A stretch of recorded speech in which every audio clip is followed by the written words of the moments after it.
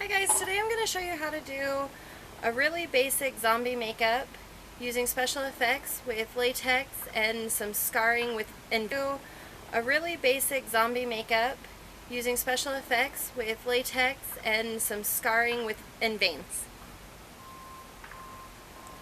So the first thing that you always want to do when you're doing the next thing you're going to want to do is take Vaseline or petroleum jelly, and you want to apply it to their eyebrow line, their beard lines, anywhere that your liquid latex might touch the hair.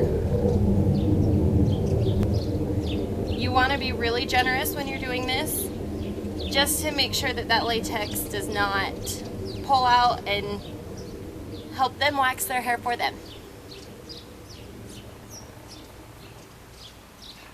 The next thing you're going to do is you're going to take your liquid latex, and this is just the cheap latex that you can get from the Halloween stores. They do have lots of other ones that you can use, but it typically doesn't matter. To me, they all work the same. And you're just going to take a cosmetic sponge that you can buy them just at the dollar store, and dip it in your liquid latex and apply it to the face, just wherever you want to put your wound.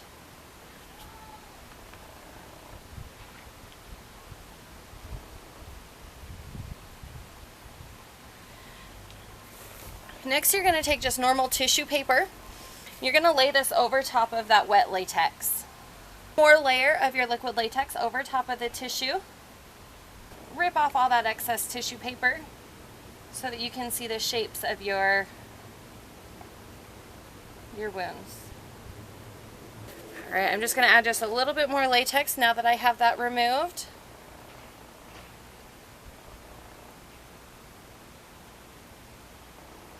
Alright, the next step, I'm going to send him off camera to do this next step. I'm going to send him just into the bathroom to use the blow dryer. He's going to use it on a cool setting, anywhere from 10 minutes to about 15 minutes, just depending on how much latex he has to dry. So I'm going to send him into the bathroom to go get that dry. In order to become a special effects makeup artist, it really is really simple. All you need to do is have practice. For me, I worked a lot at different haunted houses, and while I was there, I got that hands-on experience to learn how to do all of this crazy makeup. Alright, so the next thing we're going to do, now that he's dry, is we're just going to take a little bit more latex, and we want to put it on right around the edges to make sure that that really stays on and we don't have any issues when it comes to him talking or doing any sound effects. Our pencil in almost like a burgundy color, and I'm just going to take in around these wounds, I'm going to draw really simple veins along his face. And then I'm just going to take my finger and I'm going to smear it a little bit with a loose powder or any sort of powder that you can on the makeup.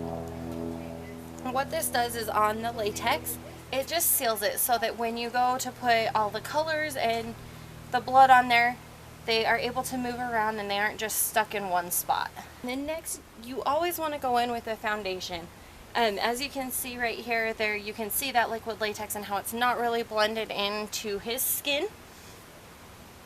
So you want to take a foundation that matches that of your model.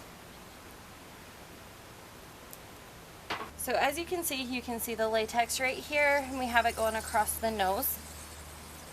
The next thing I'm going to do is I use just a little, it's a clay hook. You're going to come in right in the middle of your big latex wound and pull it right away from the skin. You want to create a tear in it so that you have a zombie wound and the hole. You can do it on the smaller ones. Your hole is just not going to be quite as large as the others.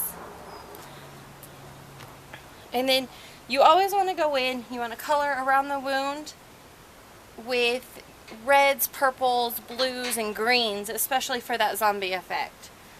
So we're going to take Just a pencil with some green. And then the last thing I'm going to do is I'm going to go into his eyes. You always want to give them almost a sick look in their eyes, and usually this consists of a red, a little bit of purple, and then a yellow makeup. These colors help give the eye depth as well as just looking like they're not completely healthy. I'm going to go in with this is just a little bit of water-based paint, so I'm spraying just a little bit of water on it. And I'm going to go in and I'm going to put black on the inside of these two. This is the last step to making a great zombie is fake blood. This fake blood